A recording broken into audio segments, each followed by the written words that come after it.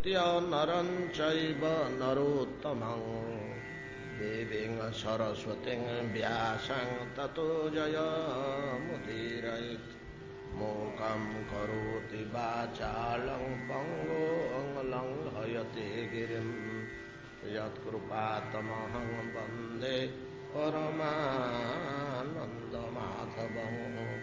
यत्कृपातमहं वन्दे परमानन्दमाधवं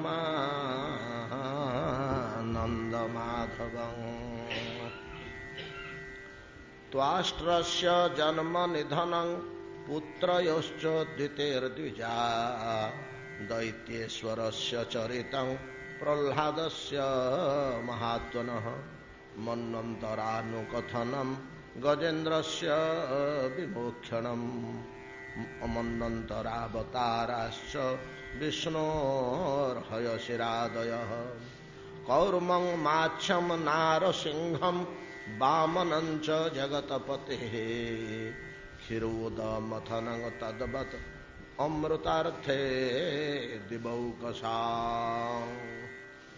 श्रील श्रीपाद सूत गोस्वामी कहते शौनकादि मुनिगण एतादृश अवस्थारे इंद्र देवराज इंद्र असामान्य व्यक्ति जहाँकर एपरी शक्ति अच्छी जे ब्रह्महत्या तुल्य महापातक को विभाजित करदे बांटी दे पारे निज देहरु छड़े दे निज प्रजा मानकर निज द्वारा शासित वृक्षलता भूमि जल प्रभृति स्थान रे ताको स्थापन कर दे निज शुद्ध और निर्मल हो पारे एठी कौन गोटे बड़ सुंदर श्लोक देइचंती सूत गोस्वामी कहते मोर ठीक मन होनी देखिपारे भूम्यंबु वृक्ष नारीषु विभजत तत तत अघम हरि भूमि अंबु वृक्ष नारीषु ये चार जन पाखरे तत अघम सही ब्रह्महत्या रूपक दोष पातक विभजत विभाग करी स्थापन कर दे पारे किपरि हो ना हरि बोली से संबोधन कराई विभजत तदघम हरि अर्थात हरि भगवान जपरी सामर्थ्य इंद्रंगर मध्य तद्रूप सामर्थ्य ये सूचना दौरान जे स्वकृत पापराशि को निज देहरु छड़े दे पारे अवश्य किसी बर देले अन्य मानक ऊपर आरोप कले से माने चिरकाल से दोष रे दूषित हो रहिले जदियो सर्वदा से दोष से पाखे देखागलानी सबु भूमि रे दोष रहिलानी किंतु गोटे स्थान रे प्रकाश पाउचे से दोष वृक्षर सर्वांगर से दोष न मिले जो अठा बहुत निर्जा सब झरी जाऊँगी से दोष प्रकाश पाउची एवं से माने गोटे गोटे बर पाई से गुण बढ़ी मूल्य बढ़ी ए समस्त कार्य करने को समर्थ हेले इंद्र भगवान जपरी सृष्टिर समस्त कार्य करने को समर्थ इंद्र मध्य किछि कांशरे केते कांशरे सामर्थ्य थिबारु हरि बोली संबोधन कराई भागवत भूम्यंबु वृक्ष नारीषु विभजत तत् अघम हरि साक्षात हरिंग स्वरूप हरिंगर अंशभूत हरिंगर विभूतिभूत हरिंगर तेजधारी देवराज इंद्र त्रिपुर शासक श्रीहरिंग तुल्य ए कार्य समाधान करें कहवा तात्पर्य ये सूचई दौरान जे पे अपराध एमती गोटे जिनिस जे हरितुल्य सामर्थ्यशाली देवराज इंद्रंगर अवस्था कौन है देख कौ स्तर नहीं कौ स्तर पहुंचे देला टिके गुरु को अवज्ञा करदे गुरु को कौन करवा कथा जो बृहस्पति आसिक पहुंची गले सभारे से कहुई गात्रोत्थानादि गौरवे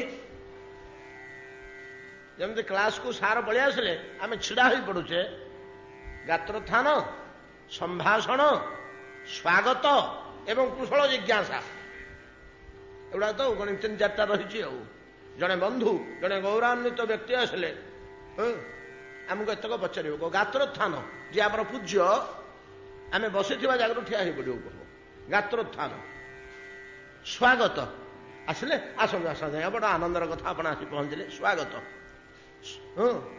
ଆଉ କୁଶଳ ଜିଜ୍ଞାସା ବାଟରେ କିଛି ଅସୁବିଧା ହେଇନି ତ ସୁବିଧାରେ ଆସିଛନ୍ତି କୁଶଳ ଜିଜ୍ଞାସା କିମ୍ବା ଅନ୍ୟାନ୍ୟ କୁଶଳ ଜିଜ୍ଞାସା ଓ ସମ୍ଭାଷଣ ଟିକେ ଟିକେ ତାଙ୍କ ସହିତ ଟିକେ କଥାଭାଷା ଭଲ ମନ୍ଦ ଏପଟ ଟିକେ କଥାଭାଷା ଆଡ଼େ ହେଇକିରି ଅଲଗା ହେଇକିରି ନ ରହିକିରି ଟିକେ କଥାଭାଷା ୟାକୁ ଗାତ୍ରୋତ୍ଥାନ ସ୍ୱାଗତ କୁଶଳ ଜିଜ୍ଞାସା ସମ୍ଭାଷଣ ଆଦି ଗୌରବ ଦ୍ୱାରା ପୂଜ୍ୟମାନଙ୍କୁ ଗ୍ରହଣ କରିବା କଥା। କିନ୍ତୁ ଇନ୍ଦ୍ର କ'ଣ କଲେ ନା ସେମିତି ଅର୍ଦ୍ଧଶାୟିତ ଅବସ୍ଥାରେ ବସି ରହିଲେ ସିଂହାସନ ଉପରେ ବିଭୂତି ମଦ ସହଜରେ ଅସୁରମାନଙ୍କୁ ନିକଟରେ ଜୟ କରିଛନ୍ତି। ମନରେ ଦର୍ପ ବେଶ ବଢ଼ିଯାଇଛି ସହଜେ ରଜୋଗୁଣ ଅବସ୍ଥା ଓ ସ୍ୱୟଂ ରଜୋଗୁଣୀ ଭଗବାନଙ୍କ ଅଂଶ ହେଲେ କ'ଣ ହେଲା ରଜଗୁଣାତ୍ମକ ଭଗବାନଙ୍କ ଶକ୍ତିଟା ନୁହଁ କି ପ୍ରଳୟ କେମିତି ତମ ଗୁଣାତ୍ମକ ହେଉଛି ଭଗବାନଙ୍କର ଅଂଶ ନୁହନ୍ତି କି ଶଙ୍କର କିନ୍ତୁ ତମ ଗୁଣର ଅଧିଦେବତା ସେମିତି ରଜଗୁଣର ଅଧିଦେବତା ନହେଲେ ମଧ୍ୟ ବ୍ରହ୍ମା ହେଉଛନ୍ତି ରଜଗୁଣର ଅଧିଦେବତା ତାଙ୍କରି କର୍ମଚାରୀ ଭଳିଆ ନା ଇନ୍ଦ୍ର ଆଉ କ'ଣ ତାଙ୍କ କାର୍ଯ୍ୟଟାକୁ ନିର୍ବାହ କରୁଛନ୍ତି ଆଉ ସୃଷ୍ଟି ହେଲା ପରେ ତାକୁ ପରିଚାଳନା କରୁଛନ୍ତି ଦେଖୁଛନ୍ତି ଆଉ ଏତାଦୃଶ ସମର୍ଥଶାଳୀ ହେଲେ ମଧ୍ୟ ଯେଉଁ ଅବଜ୍ଞା କଲେ ବୃହସ୍ପତିଙ୍କି ପରବର୍ତ୍ତୀ କାଳରେ ବ୍ରହ୍ମାଙ୍କ ଦ୍ୱାରା ପ୍ରଦତ୍ତ ସମର୍ଥ ଗୁରୁ ବିଶ୍ୱରୂପ ଯେ ନାରାୟଣ ବର୍ମ ପିନ୍ଧେଇ ଦେଲେ ଯା ଇନ୍ଦ୍ର ଚିରକାଳ ପାଇଁ ତମ ଦୁଃଖ ଗଲା। ବୃହସ୍ପତି ତ ଟିକେ ଟିକେ ରକ୍ଷା କରୁଥିଲେ ବିଶ୍ୱରୂପ ବିଚାର କଲେ ବୃହସ୍ପତିଙ୍କ ଅପେକ୍ଷା ଅଧିକ ଶକ୍ତିଶାଳୀ ଓ ଶିଷ୍ୟବତ୍ସଳ ଦେବତାମାନଙ୍କୁ ସୁରକ୍ଷା କରିବା ପାଇଁ ଏବଂ ନାରାୟଣ ବର୍ମ ପିନ୍ଧେଇ ଦେଲେ ଏବେ ଆଉ ଚିନ୍ତା ନାହିଁ ନିଶ୍ଚିନ୍ତରେ ରହ କୌଣସି ଶତ୍ରୁ କୌଣସି ତେଜ କୌଣସି ଅସ୍ତ୍ରଶସ୍ତ୍ର ତମର କ୍ଷତି କରିପାରିବନି ତମେ ଯୋଉଠି ଛିଡ଼ା ହବ ଯୁଦ୍ଧାଦି କାର୍ଯ୍ୟରେ ଶତ୍ରୁମାନଙ୍କ ସମକ୍ଷରେ ତୁମ ତେଜରେ ସମସ୍ତେ ନିଷ୍ପ୍ରଭ ହୋଇଯିବେ। ଏଭଳିଆ ନାରାୟଣ କବଚ ଶକ୍ତିଶାଳୀ ଜିନିଷ ତାଙ୍କୁ ପିନ୍ଧେଇ ଦେଲେ ପିନ୍ଧେଇ ଦେଇକରି ସ୍ୱକାର୍ଯ୍ୟ କଲେ କିନ୍ତୁ ତାଙ୍କର ବ୍ୟକ୍ତିଗତ ଜୀବନ ଗୋଟେ ଅଛି ତ ବିଶ୍ୱରୂପଙ୍କର ଏଇ ଆନୁଷ୍ଠାନିକ କାର୍ଯ୍ୟ ବାଦେ ଅନୁଷ୍ଠାନ ପାଇଁକି ଦେବତାମାନଙ୍କର ରକ୍ଷା ଓ ସ୍ୱର୍ଗର ରକ୍ଷା ଏଟା ହେଲା ତାଙ୍କର ଆନୁଷ୍ଠାନିକ କାର୍ଯ୍ୟ ବର୍ତ୍ତମାନ ପାଇଁ ନେଇଛନ୍ତି ତା ଛଡ଼ା ତାଙ୍କର ଗୋଟେ ବ୍ୟକ୍ତିଗତ ଜୀବନ ଅଛି ତ ବାପ ଯେମିତି ଦେବତା ମା ସେମିତି ଅସୁର କୂଳରେ ଜାତ ତ ଗୋଟେ ମମତା ରହିବନି ମାତୃକୂଳ ପ୍ରତି ଗୋଟେ ମମତା ଥାଏ ଯେମିତି ପିତୃକୂଳ ପ୍ରତି ଗୋଟେ ମମତା ରହିଛି ମାତୃକୂଳ ପ୍ରତି ମଧ୍ୟ ମମତା ରହିଛି ଏମାନଙ୍କୁ ଯେମିତି ସନ୍ତୁଷ୍ଟ କରିବା ପାଇଁ ସେ ଚେଷ୍ଟିତ ମାତୃକୂଳଟାକୁ କାହିଁକି ତୁଚ୍ଛ ଜ୍ଞାନ କରିବେ ଆହୁତି ଲେଖେ ଦେଇଦିଅନ୍ତି ଏଇଟା ତାଙ୍କର ବ୍ୟକ୍ତିଗତ କାର୍ଯ୍ୟ ବ୍ୟକ୍ତିଗତ ରୁଚି ଇନ୍ଦ୍ରଙ୍କର ଏଟା ଅସହ୍ୟ ହେଲା ତାଙ୍କର 3ଟି ଆଗ ମସ୍ତକ ଛେଦନ କରିଦେଲେ କାଲି ଆମେ ଆଲୋଚନା କରିଛେ କଳବିଙ୍କ କପିଞ୍ଜଳ ଏବଂ ତିତ୍ତିର 3ଟି ପକ୍ଷୀ ହେଇ ଉଡ଼ିଗଲେ ଯେଉଁ 3ଟି ପକ୍ଷୀ କଶ୍ୟପଙ୍କ ସୃଷ୍ଟି ଭିତରେ ପକ୍ଷୀମାନେ ଶଲଭମାନେ ଯାମିନୀଙ୍କ ଗର୍ଭରୁ ଜନ୍ମ ହୋଇଥିଲେ ବିଛା ଡାଁସ ପୋକ ପ୍ରଭୃତି କ୍ରୋଧବସାଙ୍କ ଗର୍ଭରୁ ଜନ୍ମ ହୋଇଥିଲେ ଆଉ ମୁନି ବୋଲିକିରି ଗୋଟିଏ କନ୍ୟା ଦକ୍ଷଙ୍କର ଥିଲେ କଶ୍ୟପ ତାଙ୍କୁ ପତ୍ନୀ ରୂପେ ଗ୍ରହଣ କରିଥିଲେ ଯେମିତି ଦ୍ୱିତୀୟ ଅଦିତି ଦୈତ୍ୟ ଓ ଦେବତାମାନଙ୍କୁ ଜନ୍ମ କଲେ ମୁନି ନାମକ କନ୍ୟା ପକ୍ଷୀ କୂଳକୁ ଜାତ କରିଥିଲେ କେବଳ ଗରୁଡ଼ ଆଉ ଅରୁଣ 2 ଜଣ ଅଲଗା ଅରୁଣ ତ ପକ୍ଷୀ ନୁହନ୍ତି ଗରୁଡ଼ ପକ୍ଷୀ ବିଶେଷ ତାଙ୍କୁ ଭିନ୍ନତା ଜାତ କରିଥିଲେ ବାକି ଅନ୍ୟାନ୍ୟ ସମସ୍ତ ପକ୍ଷୀମାନେ ମୁନିଙ୍କ ଗର୍ଭରୁ ଜାତ ହୋଇଥିଲେ କିନ୍ତୁ ଏଇ ଯେଉଁ 3ଟା ପକ୍ଷୀ ଇଏ ଜାତ ହୋଇନଥିଲେ କଜଳପାତିଆ କୁମ୍ଭାଟୁଆ ଆଉ ତିତିରି ବୋଲି ଆମର ଏ ଅଞ୍ଚଳରେ ଏ ନାମ ଆମେ ସେମାନଙ୍କୁ ଗ୍ରହଣ କରୁଛେ କିନ୍ତୁ ସଂସ୍କୃତ ପର୍ଯ୍ୟାୟ ନାମ ସେମାନଙ୍କର କପିଞ୍ଜଳ କଳବିଙ୍କ ଓ ତିତିର ଏ ନୂଆ ପକ୍ଷୀ 3ଟି ହେଇ ବିଶ୍ୱରୂପଙ୍କ 3ଟି ମସ୍ତକ ଉଡ଼ିଗଲା ଏତିକି ଜୀବନୀ ଶକ୍ତି ତାଙ୍କ ଭିତରେ ଥିଲା ଯେ ମସ୍ତକ ଛେଦନ କରିଦେଲା ପରେ ମଧ୍ୟ ସେ ଅନ୍ୟ ରୂପ ନେଉଛି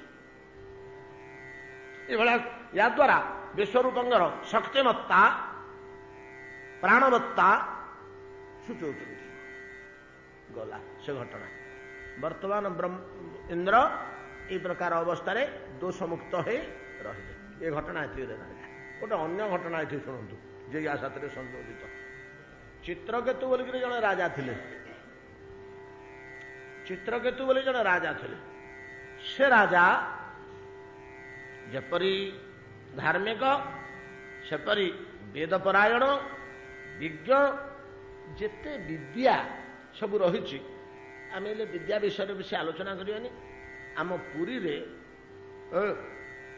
अष्टादश विद्या बोली कथित अच्छी पूर्वे यही धाम अष्टादश विद्यारे धूरीण विद्वान पंडित माने था आजिकल तो आमर प्राचीन विद्या सब लुप्त हो गला तेणु विद्वान व्यक्तिगण तर्क करने निमंते विद्या चर्चा करने निमंते विद्या युद्ध करने निमंते विद्याभिमानी पंडितगण विद्या युद्ध करने निमंते सम्मान नवापे पूरी के आस अष्टादश विद्या ये अष्टादश विद्या बाद अष्टादश विद्या कौन विभिन्न टे मिशुची 10टा विद्या आमर शास्त्र रे उल्लेख अच्छी से 10टा विद्या प्राय 4-5 वर्ष तले आमर ये थे आलोचना है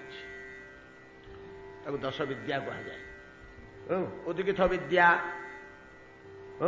पंचाग्नि विद्या शांडिल्य विद्या आमि सब 10टा विद्या अच्छी ये 10टा विद्या संबंध में जदि आपण मैंने जानवा चाहते टे रेफर करने को हम अच्छी शास्त्र रे किंतु सब आम से लंबा जिन 10टा विद्या आलोचना कले आम गुड़े सब जीव अवश्य सब मोर स्मरण कले आसबनी टे न देखले यही समस्त विद्या चित्रकेतु थे धूरीण समस्त विद्या धूरीण थे कौन सी प्रकार अभाव असुविधा दुख द्वंद्व किसी नथिला कहांकर केवल चित्रकेतु थे निसंतान पुत्र कन्या किसी जन्म हो नथिले संतान नथिले से गोटे दुख भितर थाए एवं बाहर को प्रकाश न पाइले मध्य से दुखरे से जर्जरित था घटना कौन है एकदा भगवान नारद से तो अद्भुत व्यक्ति जिते जो इच्छा है प्रवेश करेंगे चित्रकेतु गृह को आसी पहुंचले चित्रकेतु गृह को जो आसी पहुंचले चित्रकेतु केमती भल अछ स्वागत संभाषण जमी करवा कथा उपयुक्त मर्यादा प्रदान पूर्वक नारद को आसन उपविष्ट कर जो नारद बच्च चित्रकेतु भल अछ तो राज्य परिवार ये सब केमती जीवन बिताऊच ना या पढ़ुची से कर जप कर तप कर जहाँ जमी कहले प्रसंग क्रमे सब कही सारा पर कहले भगवान अंतर्यामी आपण मोर अंतरर दुख वेदना कौन मोर असुविधा अच्छी आपण कौन जापारना मुझे व्यक्त करी कहि सब मोर सब अच्छी किंतु संतान टे मोर ना कन्या टे कि पुत्र टे ना या मु म्रियमाण निजर दुख व्यक्त कले नारद टे गंभीर हो बसले चित्रकेतु ईश्वर इच्छाटा जे कल्याणमय तुम कहीं बुझुन एत गोटे विद्या आयत्त कलनी तुम्हें ज्ञानी व्यक्ति किसी बुझे चित्रकेतु अंतर अंतःकरण में ये दुखटा संतान विहीनता दुखटा एतिकी व्यथित करथिला जे कौन सी कथा शुणी बुझी हजम करी ताको विवेक करे परिणत करवा शक्ति से तौक से हरि उठे संतान टे झीटे हो कि पुओटे हो एकांत प्रयोजन से बड़ दुखरे शोकार्त हृदय रे कृतांजलि पुटरे निवेदन कले भगवान आपण समर्थ आपण कृपा करंतु मत संतान टे चित्रकेतु संतान टे बेस बड़ कथा नुह यही सांगे सांगे तुम्हें संतान प्राप्त होगा आम व्यवस्था कर किंतु एटा दुख शोकप्रद दुख हर्ष ଶୋକପ୍ରଦ। ଏଟା ବୁଝଛ? କିଛିଟା ହର୍ଷ ମିଳିବ, କିଛିଟା ଶୋକ ମଧ୍ୟ ମିଳିବ। ସନ୍ତାନ ମାତ୍ରେ କିଛିଟା ହର୍ଷ ପ୍ରଦାନ କରେ, କିଛିଟା ଦୁଃଖ ବି ପ୍ରଦାନ କରେ, ଶୋକ ବି ପ୍ରଦାନ କରେ। ହଁ, କେଡ଼େ ଆନନ୍ଦ! ଆମର ଝିଅଟିଏ ଅଛି କି ପୁଅଟିଏ ଅଛି, କେଡ଼େ ସୁନ୍ଦର ହେଇଛି, କେଡ଼େ ଭଲ ପାଠ ପଢୁଛି, କେଡ଼େ ଗୁଣବତୀ ସୁଲକ୍ଷଣୀ, କେଡ଼େ ନମ୍ର ବିନୟୀ ସୁଶୀଳ, ପିତୃମାତୃଭକ୍ତ, ସମସ୍ତେ ଭଲ ପାଉଛନ୍ତି, ଗୁଣମାନ ପୁତ୍ର, ଗୁଣବତୀ କନ୍ୟା, ସବୁ ଦୃଷ୍ଟିରୁ ଭଲ। ତେଣେ ଦୁଃଖ କ'ଣ, ଶୋକ କ'ଣ ପ୍ରଦାନ କରିବ? ଆଜି ଦେହ ଖରାପ ହେଲା, କାଲି ବେମାର ପଡ଼ିଛି, କାଲି ବଞ୍ଚିବ କି ନାହିଁ, କାଲି ଆଉ କ'ଣ ଗୋଟେ ଅଘଟଣ ଘଟିଲା, ଜୀବନ ତ୍ୟାଗ କଲା, ନାଇଁ କି? ଏ ଯନ୍ତ୍ରଣା ସହି ହବଟି? ସନ୍ତାନ ଯନ୍ତ୍ରଣା ବଡ଼ କଦର୍ଯ୍ୟ ଯନ୍ତ୍ରଣା। ସନ୍ତାନ ଦୁଃଖ ନିଜ ଦେହରୁ ଫାଳେ ପଳେଇଲେ ତମର ଦୁଃଖ ହବନି, ଏତେଟା ବାଧିବନି। ସନ୍ତାନର ଯଦି ଦେହରେ ଧୂଳି ଟିକେ ପଡ଼ିଗଲା, ପିଲାଟିର ଯଦି କ'ଣ ଟିକେ କ୍ଷତି ହେଲା, ଅସୁବିଧା ହେଲା, ନାଇଁ କି? ଏଇଥିପାଇଁ କୁହାହେଇଛି ପରା, ଜୀବନ୍ତ ଦେବତା ବାପା ମାଙ୍କୁ ଜିଅନ୍ତା ଦେବତା। ମୋର ମନେ ପଡୁଛି ପଞ୍ଚମ ଶ୍ରେଣୀରେ ପାଠ ପଢିଲା ବେଳେ ଗୋଟେ ପଦ ମନେ ଅଛି, ଶୁଣେ କାନ ଅଛନ୍ତି ଦେବତା, କାହିଁ ଦୂର ସରଗରେ ଘର। ଆମ ସମୟରେ ତ ସବୁ ଅଲଗା ବହି ପଢା ହଉଥିଲା, ସାହିତ୍ୟ ସରଣୀ, ପଞ୍ଚମ ଶ୍ରେଣୀର ପାଠ। ନିଅନ୍ତି ସେ ଭୀଷଣ ପରୀକ୍ଷା, ଦିଅନ୍ତି ସେ ବହୁ କଷ୍ଟେ ବର, ତାର ପ୍ରଥମ ପଦଟି। ତ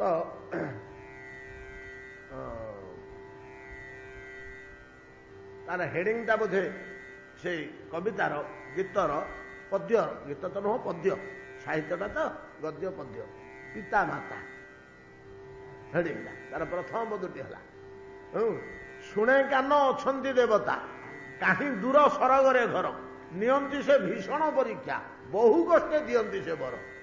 ଦେବତା ମାନଙ୍କୁ କହିଲେ, କିନ୍ତୁ ପିତାମାତା କୋଉଠି ଦୂରରେ ନୁହଁ କି କାନ ଶୁଣା କଥା ନୁହେଁ, ପ୍ରତ୍ୟକ୍ଷ ଦେଖୁଛୁ ତାଙ୍କ ସ୍ନେହ, ତାଙ୍କ ଶ୍ରଦ୍ଧା, ତାଙ୍କ ସେବା। ଏଇ ଦେହଟାକୁ ସିଏ ତିଆରି କଲେ। ଏ ଦେହଟା ଆମର କି? ଏ କଥା ଆମେ କେତେଥର ଆଲୋଚନା କରିଛୁ। ଏ ଦେହଟି ତ ଆମର ନୁହେଁ, ଏ ଦେହଟି କାହାର ସମ୍ପତ୍ତି? ଯେ ତିଆରି କରିଛନ୍ତି ତାର ସମ୍ପତ୍ତି, ଯେ ଉତ୍ପନ୍ନ କରିଛନ୍ତି, ଯେ ଗଢିଛନ୍ତି। ଆମେ ନିଜ ଇଚ୍ଛା ଅନୁସାରେ ଜନ୍ମ ହୋଇପଡ଼ିନୁ, ଆମକୁ କିଏ ସେ ତିଆରି କରିଛି? ଗର୍ଭରେ 10 ମାସ ଧରି କେତେ ଯନ୍ତ୍ରଣା ସହି, କେତେ କଷ୍ଟ ସହି, କେତେ ଚିନ୍ତା, କେତେ ମାନସିକତା। ଯେତେବେଳେ ଆମେ ମା ପେଟରେ ଥିଲୁ, ଆମ ବାପା ମାଙ୍କର କି ଚିନ୍ତା କଳ୍ପନା କରିପାରିବା ଆମେ? ଯୋଉମାନେ ସନ୍ତାନବାନ ସେମାନେ କିଛି କିଛି ଜାଣିବେ। ସନ୍ତାନଟି ପେଟରେ ବଢୁଛି, ବାପା ମାଙ୍କର କେତେ ଆଳାପ, କେତେ ଆଲୋଚନା, ତଜାତୀୟ କେତେ ଯତ୍ନ ଗର୍ଭରେ ଥାଉ ଥାଉ। ଜନ୍ମ ହେଲା ପରେ ତ ଆଉ କହନ୍ତୁନି। ଜନ୍ମ ହେଲା ପରେ ଆଉ ନିଜ ପାଟିକି ଖାଦ୍ୟଟିଏ ଗଲାନି, ଶିଶୁ ପାଟିରେ ଦେଲେ। ନିଜେ ପଛେ ଶୀତରେ ଥରଥର ହେଇକିରି ମଲେ, ଜାକିକିରି ଛୁଆଟିକି ଧରିଲେ କିନ୍ତୁ ପିଲାକୁ ଶୀତ ରହୁ। ନିଜର ସମସ୍ତ ସୁଖ ଦୁଃଖ ଆନନ୍ଦ ତ୍ୟାଗ କରିଦେଲେ, ପିଲାଟିର ଯତ୍ନରେ ଲାଗି ପଡ଼ିଲେ। ଶିଶୁ କାଳରୁ ଯଦି ପିତାମାତା ଆମକୁ ଜନ୍ମ କରିଦେଲେ ଧରନ୍ତୁ, ଆଉ ଯତ୍ନ କଲେନି, ଆମେ ବଞ୍ଚିଥାନ୍ତେ? ସେଇଠି ତ ପ୍ରାଣ ଯାଇଥାନ୍ତା। ସର୍ବସ୍ୱ ତ୍ୟାଗ କରି, ତେଣୁ ଜୀବନ୍ତ ଦେବତାଟା କାନ ଶୁଣା ଦେବତା ନୁହଁ, ଇନ୍ଦ୍ର ଅଗ୍ନି ବାୟୁ ଶିବ ବ୍ରହ୍ମା ଭଳିଆ ଆଖି ଦେଖା ଦେବତା। ଇଏ କୌଣସି ପରୀକ୍ଷା କରନ୍ତିନି ସନ୍ତାନକୁ ଅନ୍ୟ ଦେବତା ମାନଙ୍କ ଭଳିଆ। ଇଏ କୌଣସି ବର ମାଗିଲେ ଦିଅନ୍ତିନି, ଉଚ୍ଛ୍ୱସିତ ଭାବରେ ତାଙ୍କ ଭିତରୁ ଆଶୀର୍ବାଦ ଓ ସନ୍ତାନ ପ୍ରତି କଲ୍ୟାଣ ନିରନ୍ତର ଅଖଣ୍ଡିତ ଭାବରେ ବର୍ଷଣ ହଉଛି ସନ୍ତାନ ପ୍ରତି। ନାଇଁ କି ମୋ ପିଲାଟି କିନ୍ତୁ ଭଲରେ ଥାଉ, ଆହେ ଠାକୁରେ ପିଲାଟିକି ଭଲ ରଖ, ମୋର ପଛେ ଯାହା ହଉଛି ହଉ, ପିଲାଟିକି ଭଲ ରଖ। ଏତାଦୃଶ ଆବେଗ ରେ ପିଲାଟିର ଯଦି କିଛି କ୍ଷତି ଘଟିଲା, ଯୋଉ ଦୁଃଖ, ଯୋଉ କ୍ଲେଶ, ତେଣୁ ଚିତ୍ରକେତୁ ହର୍ଷ ଶୋକ ପ୍ରଦ ସୁତ। ପୁତ୍ର ମାତ୍ରେ ହର୍ଷ ଶୋକ ପ୍ରଦ ଦିଟା ଜିନିଷ ଦବ। କାହିଁକି ସେଗୁଡାକ ପ୍ରତି ଆକୃଷ୍ଟ ହଉଛ? ଏ ଚିନ୍ତା କରୁନ, ଯେଟା ଈଶ୍ୱର ଇଚ୍ଛା ସେଟାକୁ ମାନିନିୟ ହ, ତୁମର କଲ୍ୟାଣ ହବ। କୌଣସି ଜିନିଷ ଚିତ୍ରକେତୁ ଗ୍ରହଣ କରିପାରିଲେ। ହଁ ସବୁ ବୁଝୁଛି ଯେ ଆଜ୍ଞା, ହେଲେ ଆଉ ପିଲାଟିଏ ଘରେ ଥିଲେ ଟିକେ ଭଲ ହବ। ଆଚ୍ଛା ଠିକ ଅଛି, ନିଅ ସନ୍ତାନଟିଏ ଦେବା, କିନ୍ତୁ ସନ୍ତାନଟିଏ ଆମେ ଦେଇଦେବୁ, କର୍ମ ଆମେ ଦେଇପାରିବୁନି, କର୍ମ ଦେଇପାରିବୁନି। ସନ୍ତାନଟି ଅଭିବୃଦ୍ଧି ଲାଭ କରି ସ୍ୱତନ୍ତ୍ର ସେ ନିଜସ୍ୱ ଲାଭ କଲା ପର୍ଯ୍ୟନ୍ତ ତୁମ କର୍ମ ଫଳରେ ହିଁ ପରିଚାଳିତ ହେବ। ଆମର ଜ୍ୟୋତିଷଶାସ୍ତ୍ର ଅନୁସାରେ ଆମେ ଜାତକଟେ ଯଦି ଦେଖେଇବା, ଗୋଟେ ପିଲାର 12 ବର୍ଷ ପର୍ଯ୍ୟନ୍ତ ତାର ନିଜର କର୍ମଫଳ ସେ ଭୋଗ କରେ ନା, ପିତାମାତାଙ୍କର କର୍ମଫଳ ଭୋଗ କରେ। ପିତାମାତାଙ୍କର ସୁଖ ଦୁଃଖରେ ସେ ସୁଖୀ ଦୁଃଖୀ ହୁଏ। 12 ବର୍ଷ ଠାରୁ ଧୀରେ ଧୀରେ ତାର ନିଜର ଜାତକ କାମ କରେ, କିଞ୍ଚିତ ଅଳ୍ପ ମାତ୍ରାରେ। 24 ବର୍ଷଠୁ ସେ ତାର ଜାତକର କର୍ମଫଳ ଭୋଗ କରେ, ତା ଜାତକରେ ଯାହା ଭୋଗ ଅଛି।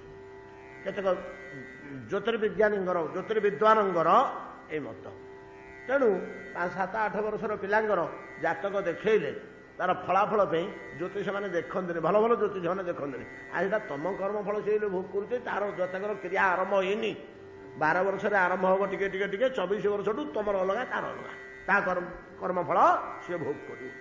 ହଁ, ତେଣୁ ସନ୍ତାନଟିଏ ଦେଲେ କଣ ହବ, ଏଇକ୍ଷଣି ତୁମ କପାଳରେ ଯାହା ଥିବ ତା ଭୋଗ ହବ। କୌଣସି କଥା ଶୁଣିବା ଅବସ୍ଥାରେ ଚିତ୍ରକେତୁ ନଥିଲେ, ଆବେଗ ଓ ଆରତି ପ୍ରକାଶ କଲେ, ପୁତ୍ରଟିଏ ନାରଦ ଦେଇଗଲେ।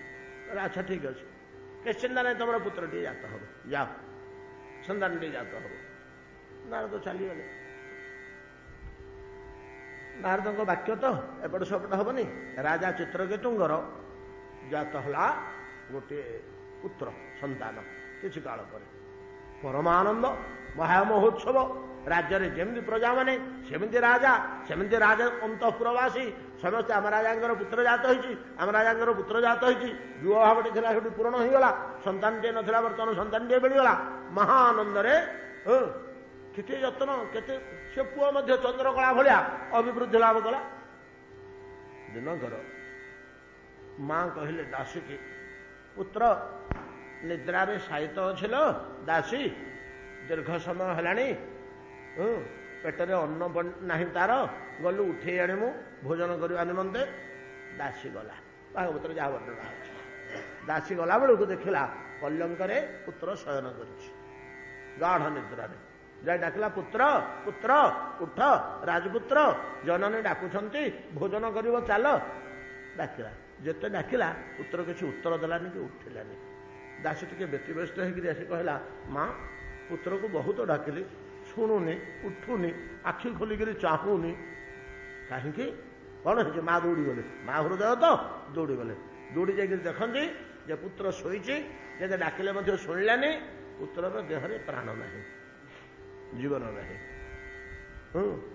ଚିତ୍ରକେତୁ ଯେତେବେଳେ କଥା ଦେଖିଦେଲେ, ଶୁଣିଦେଲେ, ଏଇଟା ମୁଁ ବେଶୀ ଲମ୍ବେଇକିରି କହୁନି, ଯୋଉ ବିଚିତ୍ର ଅବସ୍ଥା ହେଲା ତାଙ୍କ ଗୃହରେ, ଏ ଦୁଃଖ, ଏ ଶୋକ, ଏ ଅବସ୍ଥା ଆଉ କିଛି କହିବାର ନାହିଁ। ଭୟାନକ ଦୁଃଖ ଶୋକ, ଏପରି ରୋଦନ, ଏପରି ଦୁଃଖ, ଏ ପ୍ରକାର ଅବସ୍ଥା, ରାଜଗୃହଟା ପୁରା ସଂସାର ହେଇଯାଇଛି।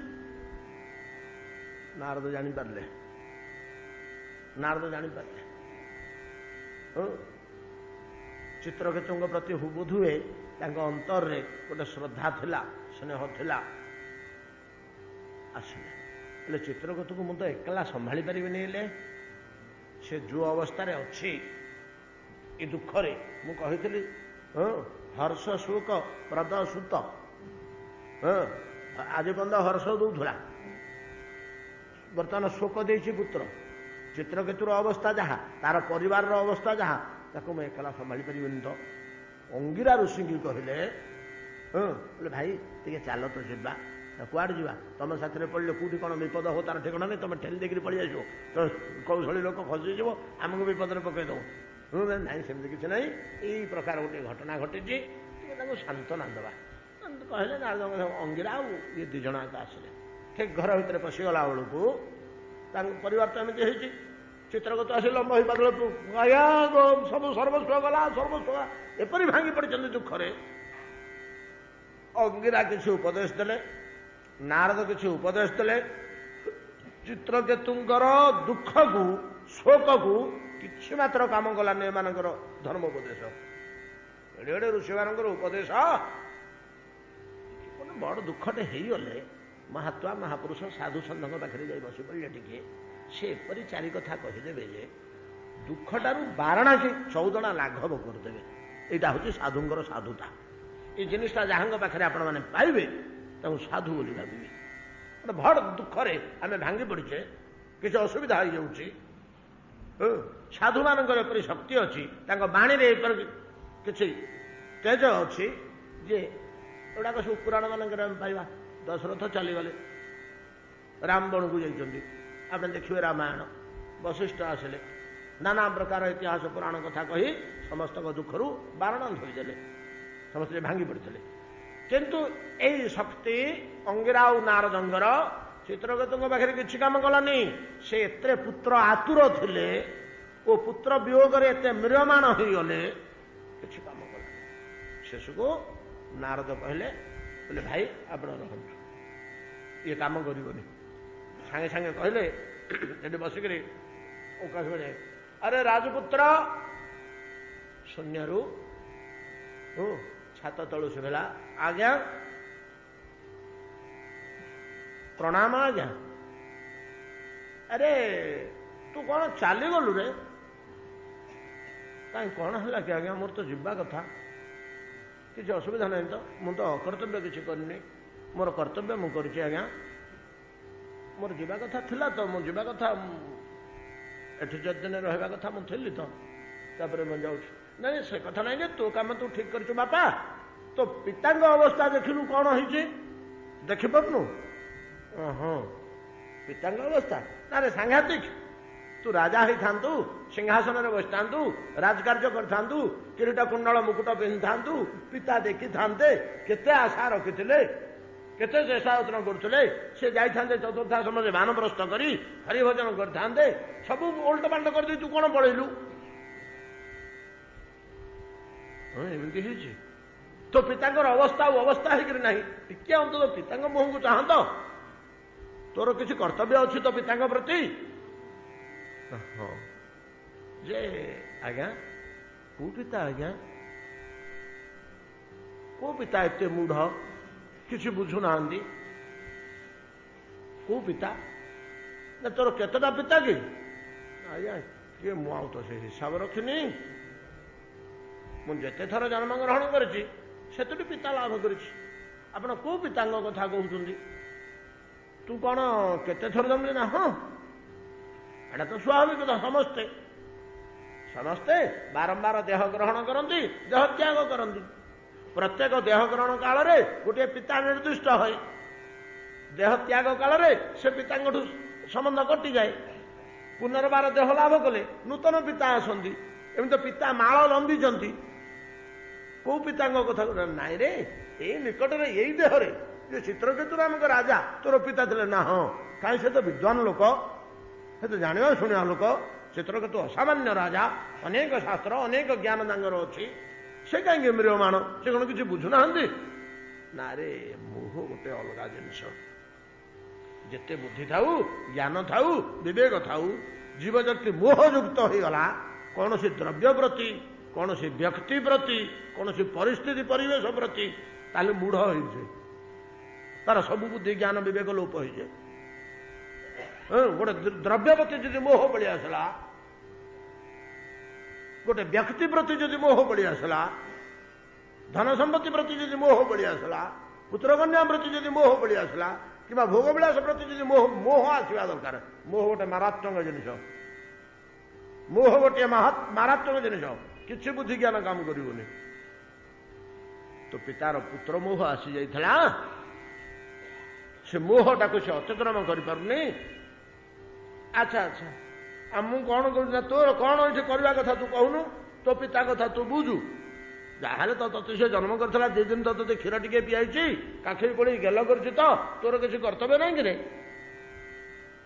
पिता ए चित्रकेतु शुण तुम पुआ कौन कहूँ आज्ञा बतला से अशरीरी आत्मज्ञान पूर्व आमर प्रसंग क्रमे अल्प टिके कथा आसी कौटी गोटे कौन आसीला मुझे पूर्व डिटेल जदि आम पाठ ही ना तथापि आलोचना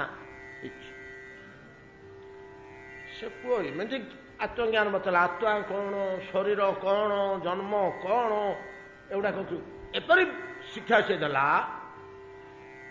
ହୁଏତ ଅଙ୍ଗିରା ଆଉ ନାରଦଙ୍କର ଶକ୍ତିଟା ପୁଅର ମୁହଁ ବାଟେ ବାହାରୁଛି। ଆଉ କଣ ମୁଁ ୟା ନିରୂପଣ କରେ। ପୁଅଟା କିଏ ସେ ଆମେ ଜାଣିନେ, ହେଇଥାଇପାରେ ଗୋଟେ ଅତି ଅସାଧାରଣ ଜୀବାତ୍ମା। ନାଇଁ ଯଦି ସାଧାରଣ ପିଲା ଭଳିଆ ଆମେ ଧରିବା ନାଇଁ କି, ତାର ଏତେ ଜ୍ଞାନ କୋଉଠୁ ଆସିବ? ତେଣୁ ଅଙ୍ଗିରା ଆଉ ନାରଦଙ୍କର ଅନ୍ତର୍ନିହିତ ଶୁଦ୍ଧ ଜ୍ଞାନ ଏଇଟାକୁ ସେମାନେ ପଠଉଛନ୍ତି। ପୁତ୍ର ମୁହଁରୁ ବାହାରିଲେ ପିତା ଜାଣିବ। ସେ ପୁଅ ଆଉ ପିତା ବୋଲି ସମ୍ବୋଧନ କରିନି, ହୟ ଚିତ୍ରକେତୁ। এই ପ୍ରକାର ଭାବରେ ଏଡ଼େ ସୁନ୍ଦର ଭାବରେ ବର୍ଣ୍ଣନା ହୋଇଛି ଭାଗବତରେ। ଏତେ ସୁନ୍ଦର ଜ୍ଞାନ ତତ୍ତ୍ୱ ରହିଛି। ଗୋଟେ ତ ଅଛି ଗର୍ଭ ଭିତରେ ଥିବା ଶିଶୁର ବିଚାର, ଜନ୍ତୁରୁବାଜ, ଆଉ ଗୋଟେ ହଉଛି ଚିତ୍ରକେତୁ ପୁତ୍ରର ଅଶରୀର। ଦୁଇଟା ଭାଗବତରେ ଆପଣ ଯଦି ତାକୁ ଡିଟେଲ 5-10 ଥର ପଢ଼ି ପକେଇବେ, ଟିକେ ଭିତରେ ପଶିଯିବ, ସାଙ୍ଗେ ସାଙ୍ଗେ ଆପଣଙ୍କର ସଂସାର ପ୍ରତି ମୋହ ଆଉ ଆସିବନି ଜୀବନରେ, ଆଉ ମୋହ ଆସିବନି ଜୀବନରେ। ତ এই ପ୍ରକାର ଭାବରେ ଚିତ୍ରକେତୁ এই ଅଶରୀରୀ ମୁହଁରୁ, ପୁତ୍ର ମୁହଁରୁ ସମସ୍ତ କଥା ଶ୍ରବଣ କଲା ପରେ ଝାଡ଼ି ଝୁଡ଼ି ଉଠିଲେ। ଭଗବାନ ନାରଦଙ୍କୁ, ଇଏ ଆପଣଙ୍କର କୃପା, ମୁଁ ବର୍ତ୍ତମାନ ସବୁ ବୁଝିଗଲି, ସବୁ ବୁଝିଗଲି।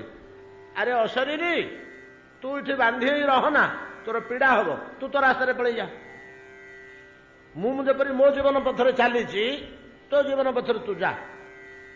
ଋଷିଙ୍କ ଶକ୍ତିରେ ତୁ ଯଦି କିଛି ସମୟ ବାନ୍ଧି ହେଇଥିଲୁ ଏଠି, ତୁ ପଳେଇ ଯା।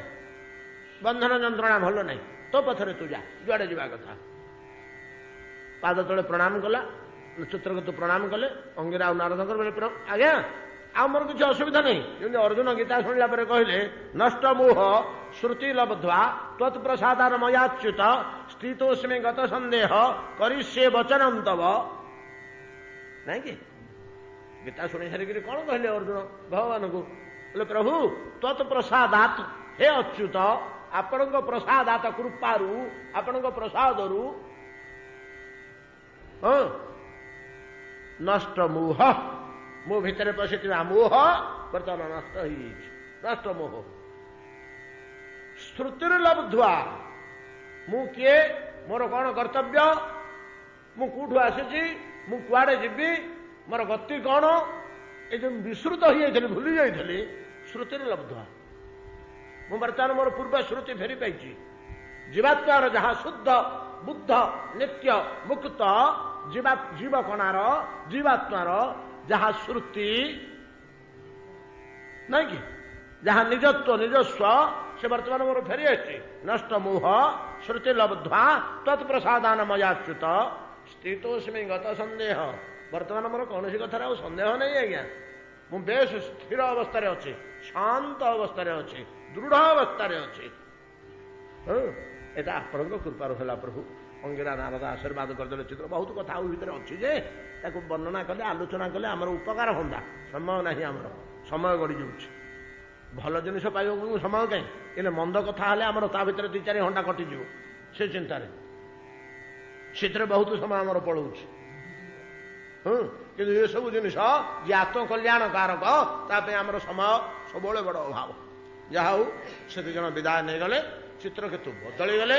ଚିତ୍ରକେତୁ ଏ ସତସଙ୍ଗ ଫଳରେ ଏ ଯୋଉ ଘଟଣା ଘଟିଗଲା, ତ ମହାନ ବିଦ୍ୱାନ ଥିଲେ, ଗୁଡ଼େ ଶାସ୍ତ୍ର ଆୟତ୍ତ କରିଥିଲେ, ଗୁଡ଼େ ଶାସ୍ତ୍ରଗତ ସାଧନା ଆଉ ନିଷ୍ଠାଚାର, ସଦାଚାର, ନିଷ୍ଠା, ସାମାନ୍ୟ ତପୋ ବ୍ରତ, ନୀତି ନିୟମ ଏଗୁଡ଼ାକ ସବୁ ତାଙ୍କର ପୂର୍ବରୁ ଯଥେଷ୍ଟ ପରିମାଣରେ ଥିଲା। ମାନେ ଭୂମିଟା ଥିଲା ଠିକ୍, ଭିତ୍ତିଭୂମିଟା ଠିକ୍ ଥିଲା। ଏ ଯୋଉ ଘଟଣାଟା ହେଇଗଲା, ଏ ସବୁ ଗୁଡ଼ାକ ଭଗବତ ପରାୟଣତା ଭକ୍ତରେ ରୂପାନ୍ତରିତ ହେଇଗଲା। କିଛି ଦିନ ଆଉ ସେ ରାଜ୍ୟ ଶାସନ କଲେ। একমাত্র সে সার বস্তু গোটিয়ে জিনিস জানিলে জগতের, পরমেশ্বর পরমাত্মা পরম ব্রহ্ম পুরুষোত্তম ভগবান শ্রীহরি গোটিয়ে জায়গায় মনটি কেবল কেন্দ্রিত হইকি রহব, ଆଉ କୁଆଡ଼କୁ ମସ୍ତିଷ୍କ ଯିବା ଦରକାର ନାହିଁ। এই ପ୍ରକାର ଭାବରେ ଯେତେବେଳେ ଚିତ୍ରକେତୁଙ୍କର କିଛି କାଳ ବିତିଲା ତାପରେ ସେ ମଧ୍ୟ ସମୟାନୁସାରେ କାଳାନୁସାରେ ଦେହତ୍ୟାଗ କଲେ।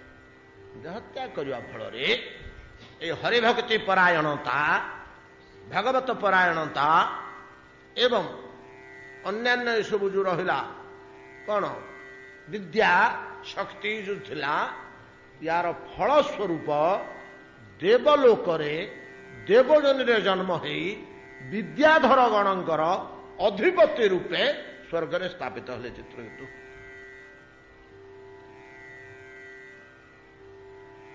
ବୁଝିଲେ? ଦେହତ୍ୟାଗ କଲା ପରେ ଆମେ ତ କୁଆଡ଼େ ହେଲେ ଯିବା।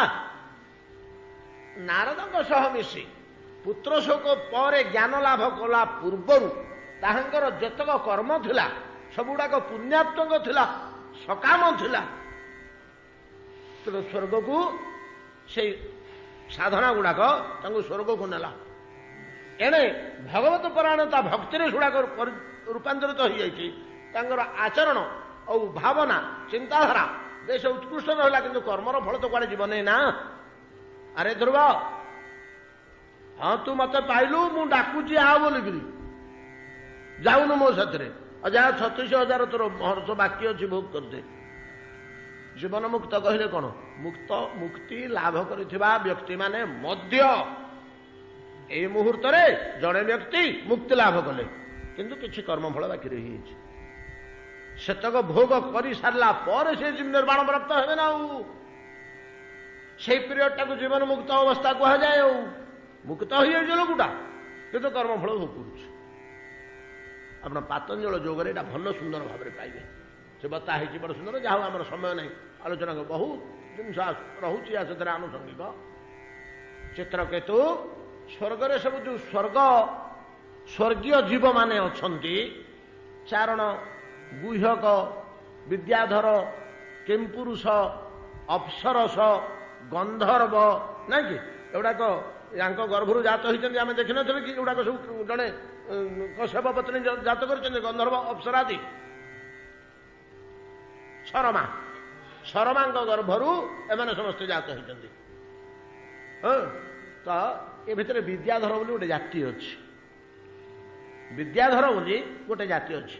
ସେମାନେ ଦେବଭୃତ୍ୟ, ଦେବ ପରିଚାରକ। ଯେ 10 ଦେବତା ରହିଲେ, 12 ଆଦିତ୍ୟ ରହିଲେ, ଏମାନେ ମୁଖ୍ୟ। ଏମାନଙ୍କର ଯେଉଁ ପରିଚାରକ, ସେମାନେ ସ୍ୱର୍ଗବାସୀ ଜୀବ, ସ୍ୱର୍ଗୀୟ ଜୀବ, ମର୍ତ୍ତ୍ୟର ଜୀବ ନୁହନ୍ତି। ସେଥିରେ ବିଦ୍ୟାଧର ଗଣ ଗୋଟେ ଅଛନ୍ତି। ବିଦ୍ୟାଧର ମାନଙ୍କର କାର୍ଯ୍ୟ କ'ଣ?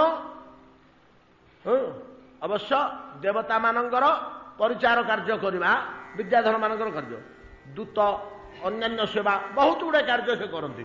ଯେମିତି ଅପ୍ସରା ଗନ୍ଧର୍ବ ମାନେ ଗୀତ, ଗାନ, ନାଚ ଇତ୍ୟାଦି କରନ୍ତି, ଅନ୍ୟ ସେବା ତାଙ୍କର ନାହିଁ। କିମ୍ପୁରୁଷ ଗଣଙ୍କର ଦାସୀ ରୂପେ ସେବା, ଦେବତାମାନଙ୍କର ଅନ୍ତଃପୁରରେ। ଏମିତି କାହାର କ'ଣ ସେବା ରହିଛି। ଚାରଣ ମାନଙ୍କର କେବଳ ମୁହଁରେ ସ୍ତୁତିଗାନ କରିବା, କୀର୍ତ୍ତିଗାନ କରିବା, ପଛରେ ପଛରେ ଯାଇକରି କୀର୍ତ୍ତିଗାନ କରି କରି ଚାଲିଥିବେ, ସେବା। କିନ୍ତୁ ବିଦ୍ୟାଧର ମାନଙ୍କର ମଧ୍ୟ କିଛି ସେବା ରହିଛି। ସେ ବିଦ୍ୟାଧର କୂଳର ମୁଖ୍ୟ ରୂପେ ଇଏ ସେଠି ସ୍ଥାପିତ ହେଲେ। ସେ ଚିତ୍ରକେତୁ ଦେହତ୍ୟାଗ କରିବେ। ବିଦ୍ୟାଧର କୂଳର ଗୋଟେ ମୁଖ୍ୟ ମାନେ ଗନ୍ଧର୍ବ ମାନଙ୍କର ବିଶ୍ୱାବସୁ, ଅପ୍ସରସ ମାନଙ୍କର ତୁମ୍ବୁରୁ, ସବୁ ରହିଛନ୍ତି ମୁଖ୍ୟ, କୂଳ ମୁଖ୍ୟ। ଖୁବ୍ କ୍ଷମତା। ନିରନ୍ତର ବିମାନରେ, ଦିବ୍ୟ ବିମାନ, ସ୍ୱର୍ଗୀୟ ବିମାନରେ ବିଦ୍ୟାଧରୀ ମାନଙ୍କ ଦ୍ୱାରା ପରିବେଷ୍ଟିତ ଚିତ୍ରକେତୁ ବିଦ୍ୟାଧର ପୂଜ୍ୟ ସେ କୂଳର ନାନା ସ୍ଥାନରେ ପରିଭ୍ରମଣ କରୁଥାନ୍ତି। ଏମିତି କରୁ କରୁ କରୁ କରୁ ଦିନକର ତାଙ୍କର ରଥ ହିମାଳୟ ପର୍ବତମାଳା ଉପରେ ଉଡ଼ି ବୁଲି ନାନା ପ୍ରକାରର ବିଚିତ୍ର ଶୋଭା, ପର୍ବତରାଜଙ୍କର ନାନାବିଧ ଶୋଭା ସନ୍ଦର୍ଶନ କରି କରି ବୁଲୁଛନ୍ତି। ଚିତ୍ରକେତୁ ବିଦ୍ୟାଧର ଆକାଶରୁ ଦେଖିଲେ ଯେ ଗୋଟେ ଅତ୍ୟନ୍ତ ରମଣୀୟ ପର୍ବତ ଉପତ୍ୟକାରେ ଗୋଟେ ବଡ଼ ସଭା ବସିଛି। ହଜାର ହଜାର ମୁନି ଋଷି ବସିଛନ୍ତି।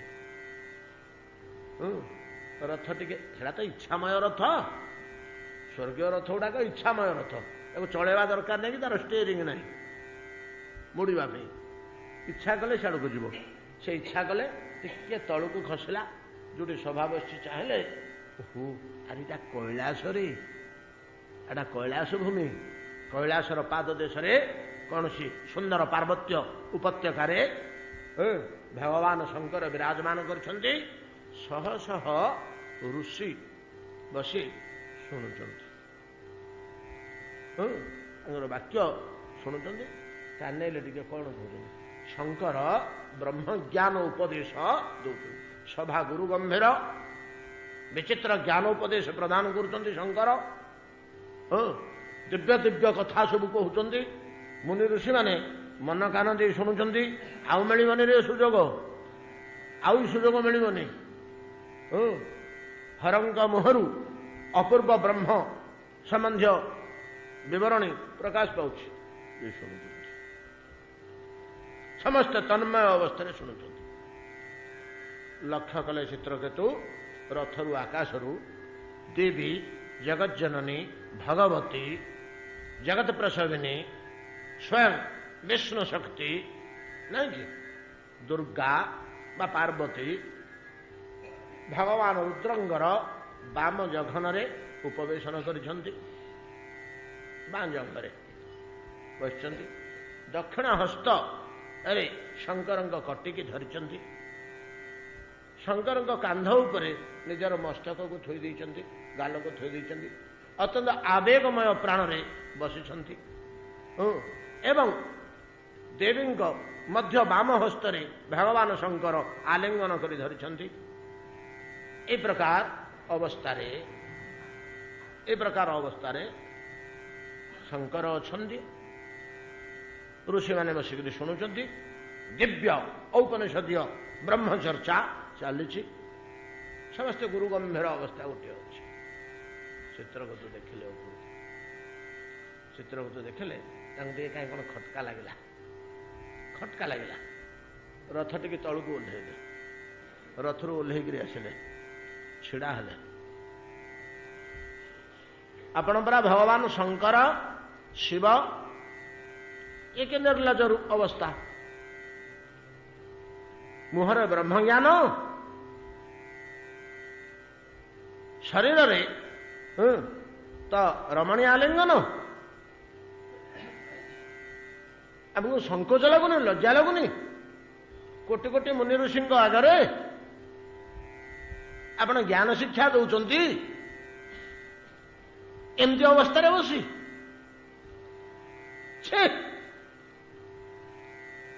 ଦୁଇ ଚାରି ପଦ କଣ ଭର୍ଚ୍ଛନା କରି କହିଦେଲେ।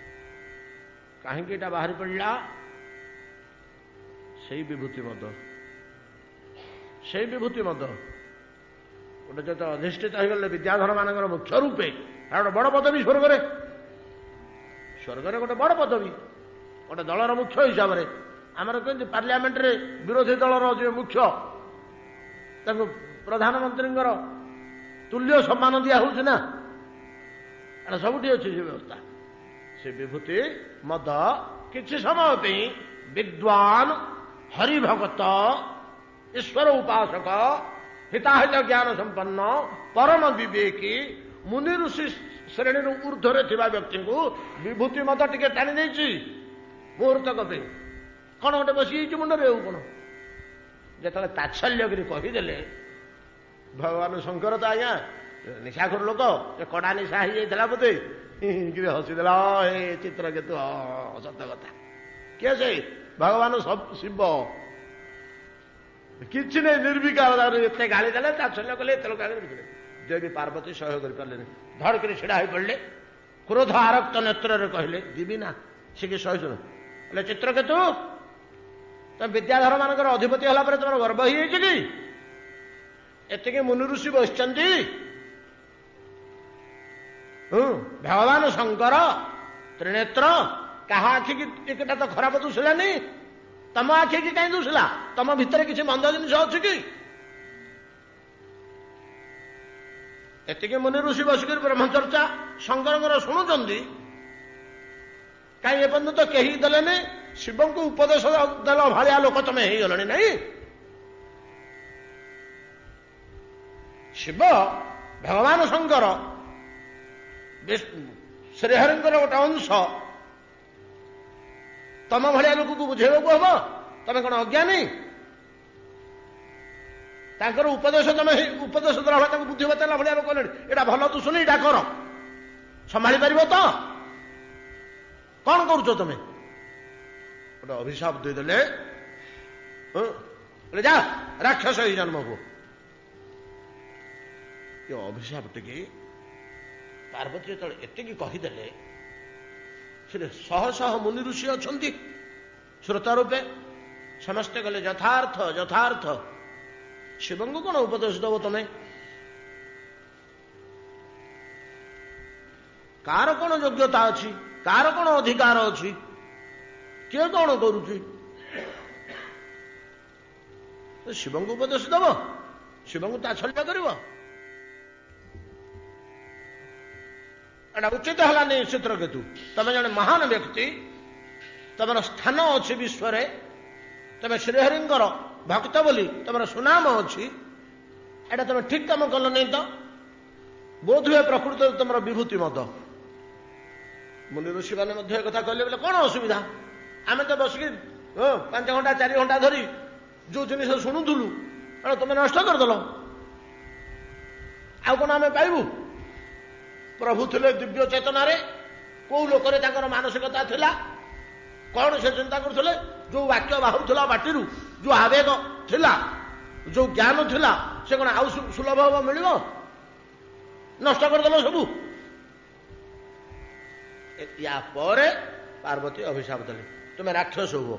ରାକ୍ଷସ ଭଳିଆ ବ୍ୟବହାର କଲ, ଦେବତା ଭଳିଆ ବ୍ୟବହାର କଲନି, ରାକ୍ଷସ ହୁଅ। ଚିତ୍ରକେତୁ ମଧ୍ୟ ବୁଝିଗଲେ, ଆରେ ସତ କଥା ତ, ଏମାନେ ଯୋଉ ସ୍ଥିତିରେ ଅଛନ୍ତି, ୟାଙ୍କ ପାଖରେ କଣ? ଏଇଟା କିଛି ନୁହଁ କି ସେଇଟା କିଛି ନୁହଁ। ୟାର କୌଣସି ପ୍ରଭାବ ତାଙ୍କ ଉପରେ ନାହିଁ। କୌଣସି ରମଣୀୟତ ପ୍ରଭାବ ଶିବଙ୍କ ଉପରେ ଅଛି କି? ଯାହା ହାତଟାକୁ ନିଆଁ ପୋଡ଼ି ପାରୁନି, ସେ ଯେ ନିଆଁଟାକୁ ମୁଠା କରି ଧରିଲା, କଣ କ୍ଷତି ଅଛି? ପିଲା ଲୋକଟା ଯେତେବେଳେ ନିଆଁ ଧରି ପକଉଛି, ତାକୁ ସିନା ଆମେ କହିବା ହାତ ପୋଡ଼ିଯିବ, ହାତ ପୋଡ଼ିଯିବ, ଧରନା। ଆଉ ଯୋଉ ଯାଦୁକର ନିଆଁ ଧରିକିରି ଖେଳୁଛି, ତାକୁ ଆମେ କହିବା କି ତୁ ଧରନା ଧରନା? ତାକୁ ତ ଆମେ ଦେଖିବାକୁ ଯାଇଛେ ସେ କେମିତି ନିଆଁ ଧରୁଛି। ତାଠୁ ସିନା ସେ କୌଶଳଟା ଶିଖିବା। ଭାଇ ତୁ କେମିତି ନିଆଁ ଧରୁଛୁ ରେ ଭାଇ, ତୋ ହାତ ପୋଡୁନି ତ, ଆମ ହାତ ପୋଡ଼ି ଯାଉଛି, ସେ ଯାଦୁ ଟିକେ ମତେ ଶିଖଉନୁ। ମୁଁ ଭୁଲ କଲି ତ, ମୁଁ ଭୁଲ କଲି, ଏଠି ମୋର କହିବା ଉଚିତ ନଥିଲା। ସେ ସେଠୁ କଣ କଲେ? କହି ଆନନ୍ଦରେ ହର୍ଷ ମୁହଁରେ ଚିତ୍ରକେତୁ ଅଭିଶାପ ଟିକେ ଧରିକିରି ଚାଲିଗଲେ ଶିବ ପାର୍ବତୀଙ୍କୁ ପ୍ରଣାମ କରି। ସେଇଠି ଆଜ୍ଞା ଶିବ କହିଛନ୍ତି କେତେ ଗୋଟେ କଥା ପାର୍ବତୀକୁ, ପାର୍ବତୀ ଦେଖୁଛ, ଯାହା ପାଖରେ ହରିଭକ୍ତି ଥାଏ ସେ କି ଭଳିଆ ମଣିଷ। କେତେ ଗୋଟେ କଥା ହରିଭକ୍ତିର ଏତେ ସୁନ୍ଦର ବର୍ଣ୍ଣନା କରୁଛନ୍ତି। ଏ ଚିତ୍ରକେତୁଟା ବିଭୂତି ମତରେ ପଡ଼ି ରୂପ, ଯୌବନ, ଅର୍ଥ, କ୍ଷମତା, ପଦବୀ ନାଇଁ କି, ଏଗୁଡାକ ବିବେକକୁ ନଷ୍ଟ କରିଦିଏ ତ, ସେତେବେଳେ ମଣିଷ ଭୁଲ କରିଦିଏ। କିନ୍ତୁ ଆଗ୍ରହରେ ଅଭିଶାପ ଟିକେ ନେଇକରି ଗଲା। କେବଳ ହରିଭକ୍ତ, ହରିଭକ୍ତ ମାନଙ୍କର ସ୍ୱଭାବ ଦେଖ, ସେମାନେ କୌଣସି ପରିସ୍ଥିତିରେ ବିବ୍ରତ ହଉନାହାନ୍ତି। ଭଗବାନ ତାଙ୍କର କାର୍ଯ୍ୟ ନିର୍ବାହ କରୁଛନ୍ତି। ତାଙ୍କୁ ଚିହ୍ନିବା ସୁକଠିନ। ପାର୍ବତୀ କିନ୍ତୁ ବହୁତ କଥା କହିଛନ୍ତି। ଇଏ ଗଲା ତୃତୀୟ ପର୍ଯ୍ୟାୟ ବୃତ୍ରାସୁର ଚରିତ୍ର। ଆଜି ଆମେ ତ ଡେରିରେ ଆରମ୍ଭ କରିଥିଲେ, 10-15 ମିନିଟ୍ ଲେଟ୍ ହେଇଗଲା, ମୁଁ ସାରି ପାରିଲିନି। କିନ୍ତୁ ସତ କଥା କହୁଛି, ଇ ଭିତରୁ ମୁଁ ବହୁତ ସାର ସାର ଜିନିଷ ଛାଡ଼ି ଦେଇଛି। ଶିକ୍ଷଣ ଯୋଉଗୁଡ଼ାକ, ଗୋଟେ ସ୍କେଲିଟନ ଭିତରେ ଅଳଙ୍କାର ଖଞ୍ଜା ହଉଛି ତ, ତାକୁ ରମଣୀୟ କହିବ, ଶିକ୍ଷଣୀୟ ଜିନିଷ, ଉପଦେଶମୂଳକ ଛାଡ଼ିଦେବାକୁ ବାଧ୍ୟ ହୋଇଛି ସମୟ ଅଭାବରୁ। ଆସନ୍ତାକାଲି ଆମେ ପରବର୍ତ୍ତୀ କଥା, ପରବର୍ତ୍ତୀ ପର୍ଯ୍ୟାୟ ଆରମ୍ଭ କରିବା ଏହି ଚରିତ୍ରର। କିନ୍ତୁ ଦେଖନ୍ତୁ, ଯେମିତି ଇନ୍ଦ୍ରଙ୍କର ଅପରାଧ ହୋଇଥିଲା, ଏଠି ଆଙ୍କର ଗୋଟିଏ ମହତ ଅବଜ୍ଞା ହେଇଗଲା। ମହତ ଅବଜ୍ଞା ରୂପକ ଅପରାଧଟି ହେଲା। ଶିବଙ୍କୁ ତାଚ୍ଛଲ୍ୟ କଲେ, ଶିବଙ୍କୁ ନ୍ୟୁନ ଦୃଷ୍ଟିରେ ଦେଖିଲେ, ଛୋଟ ଦୃଷ୍ଟିରେ ଦେଖିଲେ। ଏ ଘଟଣା ଦୟା